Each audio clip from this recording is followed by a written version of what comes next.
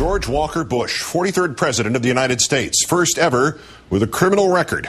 Our third story tonight, his presidency, 8 years in 8 minutes. Early in 2001, the U.S. fingered al-Qaeda for the bombing of the USS Cole. Bush counterterrorism advisor Richard Clarke had a plan to take down al-Qaeda. Instead, by February, the NSC had already discussed invading Iraq and had a plan for post-Saddam Iraq. By March 5th, Bush had a map ready for Iraqi oil exploration and a list of companies. Al-Qaeda? Rice told Clarke not to give Bush a lot of long memos, not a big reader. August 6, 2001, a CIA analyst briefs Bush on vacation. Bin Laden determined to strike in U.S. Bush takes no action, tells the briefer, quote, "All right, you've covered your ass now." Next month, Clarke requests using new Predator drones to kill Bin Laden. The Pentagon and CIA say no. September 11th, Bush remains seated for several minutes to avoid scaring school children by getting up and leaving. He then flies around the country and promises, quote, "a full-scale investigation to find those folks who did it." Rumsfeld says Afghanistan does not have enough targets. We've got to do Iraq. When the CIA traps bin Laden at Tora Bora, it asks for 800 Rangers to cut off his escape. Bush outsources the job to Pakistanis sympathetic to the Taliban. Bin Laden gets away. In February, General Tommy Franks tells a visiting senator Bush is moving equipment out of Afghanistan so he can invade Iraq. One of the men who prepped Rice for her testimony that Bush did not ignore pre-9/11 warnings later explains, quote, "We cherry-picked things to make it look like the president had been actually concerned about al-Qaeda. They didn't give a bleep about al-Qaeda." July, and Britain's intel chief says Bush is fixing intelligence and facts around the policy to take out Saddam. January 03, Bush and Blair agreed to invade in March. Mr. Bush still telling us he has not decided, telling Blair they should paint an airplane in UN colors, fly it over Iraq, and provoke a response, a pretext for invasion. The man who said it would take several 100,000 troops, fired. The man who said it would cost more than $100 billion, fired. The man who revealed Bush's yellow cake lie, smeared. His wife's covert status, exposed. The White House liars who did it and covered it up, not fired, one convicted. Bush commutes his sentence. Then in Iraq, stuff happens. Iraq's army disbanded. The government de-Baathified. 200,000 weapons, billions of dollars just lost. Foreign mercenaries immunized from justice. Political hacks run the green zone. Religious cleansing, forcing 1 out of 6 Iraqis from their homes. Abu Ghraib, the insurgency, al-Qaeda in Iraq.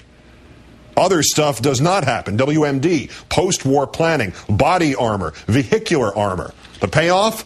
Oil and billions for Halliburton, Blackwater, and other companies, while Mr. Bush denies VA health care to 450,000 veterans, tries to raise their health care fees, blocks the new GI Bill, and increases his own power with the USA Patriot Act, with the Military Commissions Act, public orders exempting himself from 1,000 laws, and secretly from the Presidential Records Act, the Geneva Conventions, FISA, sparking a mass rebellion at the Justice Department, secret star chambers for terrorism suspects, overturned by Hamdan v. Rumsfeld, denying habeas corpus, overturned by Boumediene v. Bush, 200 renditionings, sleep deprivation, abuse. Rumsfeld warned in 2002 that he was torturing, that it would jeopardize convictions.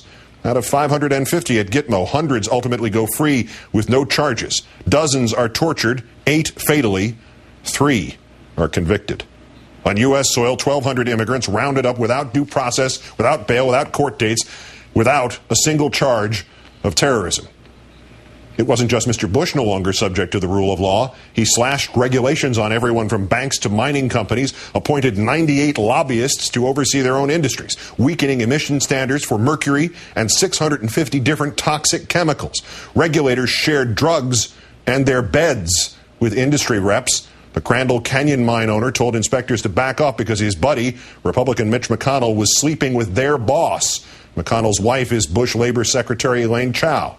Her agency overruled engineer concerns about Crandall Canyon and was found negligent after 9 miners died in the collapse there. Mr. Bush is hands off as Enron blacks out California, doubling electric bills. After months of rejecting price caps, Mr. Bush bows to pressure. The blackouts end. Mr. Bush further deregulates commodity futures, midwifing the birth of unregulated oil markets, which, just like Enron, jack up prices to an all-time high until Congress and both presidential candidates call for regulations and the prices fall.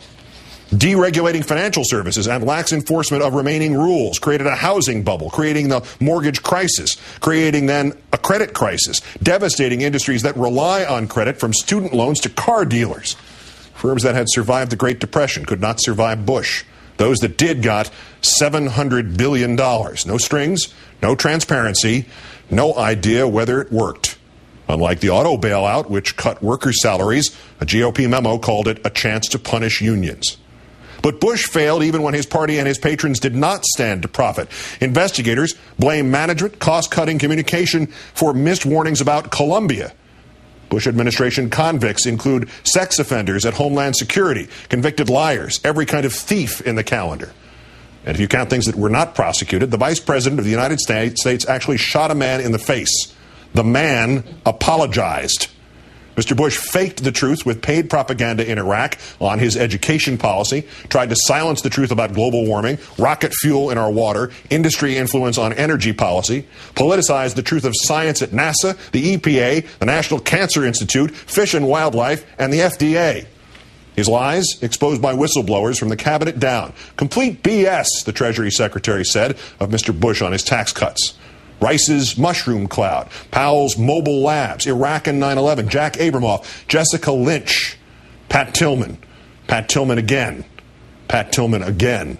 The air at ground zero, most responders still suffering respiratory problems.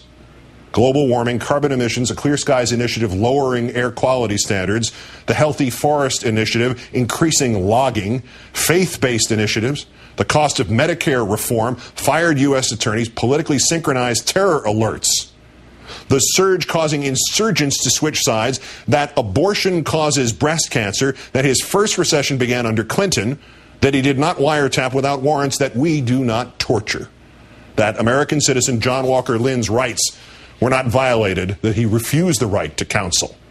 Heck of a job, Brownie. Some survivors still in trailers, New Orleans still at just two-thirds its usual population. The lie that no one could have predicted the economic crisis except the economists who did. No one could have predicted 9/11 except one ass-covering CIA analyst, or 30. No one could have predicted the levee breach except literally Mr. Bill in a PSA that aired on TV a year before Katrina. Bush actually admitted that he lied about not firing Rumsfeld because he did not want to tell the truth. Look it up. All of it and more, leaving us with $10 trillion in debt to pay for 31% more in discretionary spending, the Iraq war, a $1.3 trillion tax cut. Median income down $2,000. Three-quarters of all income gains under Bush going to the richest 1%. Unemployment up from 4.2 to 7.2%. The Dow down from 10,587 to 8,277. 6 million now more in poverty. 7 million more now without health care. Buying toxic goods from China. Deadly cribs. Outsourcing security to Dubai, still unsecure at our ports and at our nuclear plants. More dependent on foreign oil. Out of the International Criminal Court. Off the Anti-Ballistic Missile Treaty. Military readiness and standards down. With 2 unfinished wars, a nuclear North Korea, disengaged from the Palestinian problem, destabilizing Eastern European diplomacy with anti-missile plans, and unable to keep Russia out of Georgia.